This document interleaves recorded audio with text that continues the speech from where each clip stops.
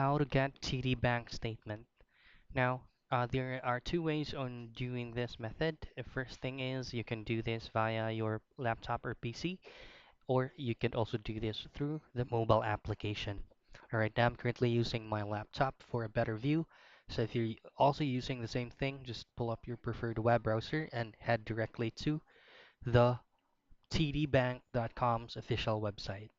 Now, once you're here, all you have to do is just to log in to your account.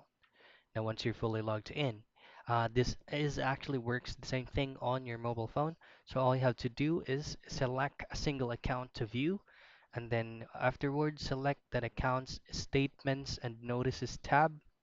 And then on the next thing, for the mobile application, it just says statements in the app. But if you're using a browser or a laptop or PC, that option is going to be saying statements and notices. Now select a time frame. And then once you have selected a time frame, you will now be able to print, download, or view or save the statement for your own records. So that's how easy and quick you can get your TD Bank statement online.